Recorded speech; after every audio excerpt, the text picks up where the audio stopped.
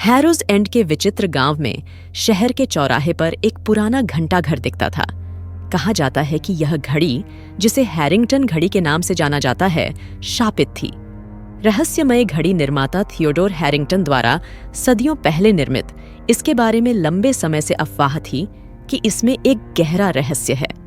किंवदंती के अनुसार हर 100 साल में आधी रात को घड़ी में 13 बजते थे और कुछ भयानक घटित होता था।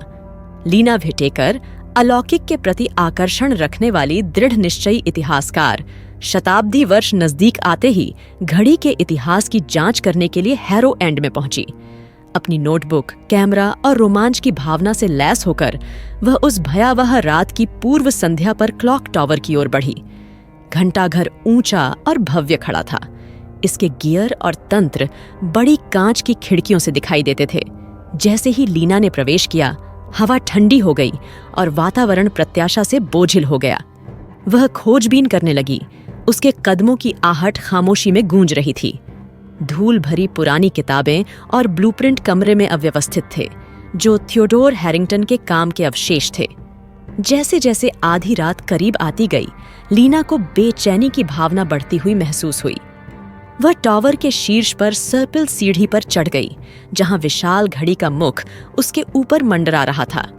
वह गियर की टिक टिक सुन सकती थी, जो हर सेकंड उसे अज्ञात के करीब ला रही थी। आधी रात होते ही घड़ी की घंटियां बजने लगीं। लीना ने प्रत्येक टोल को गिना। उसका दिल उसकी छाती में धड़क रहा था।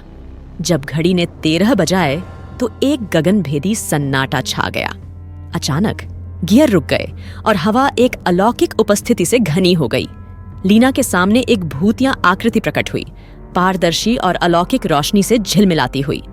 ये स्वयं थियोडोर हैरिंगटन थे। उनकी अभिव्यक्ति दुहक और खेद की थी। आप कौन हैं? लीना ने कांपती आवाज में पूछा। भूतिया घड़ीसाज बोला। उसकी आवाज डरावनी फुसफुसाहट थी। मैं इस शापित घड़ी का निर्माता थियोडोर हैरिंगटन हूं। मैं अपनी ही रचना से बंधा हुआ सदियों से यहां फंसा हुआ हूं। लीना विस्मय से सुन रही थी जब थियोडोर ने अपनी दुखद कहानी सुनाई। उन्होंने घड़ी को एक उत्कृष्ट कृति, इंजीनियरिंग का चमत्कार बनाकर बनाया था, लेकिन अपने जुनून में उसने एक अंधेरी संस्था के साथ एक समझौता किया था और सही घड़ी के लिए अपनी आत्मा का व्यापार किया था। तब से यह घड़ी शापित हो गई थी, जिससे इसके आसपास रहने वालों के लिए दुर्भाग्य और मृत्यु आ गई। थियोडोर ने विनती की, आपको इस अभिशाप को तोड़ने में मेरी मदद करनी चाहिए। तभी मेरी आत्मा को शांति मिल सकती है। मदद करने के लिए दृढ़ संकल्पित लीना सहमत हो गई। थियोडोर ने उसे घड़ी के तंत्र के भीतर एक छिपे हुए डिब्बे में निर्देशित किया, जिससे एक प्राचीन कुंजी और निर्देशों का एक रहस्यमय सेट सामने आया। थियोडोर ने बताया कि चाबी का उपयोग टावर के नीचे एक गुप्त कक्ष को खोलने के लिए किया जाना था, जहां अंधेरे इकाई का सार कैद था। लीना टावर के अंदरूनी हिस्से में उतर गई। हर कदम के साथ हवा ठंडी होती जा रही थी।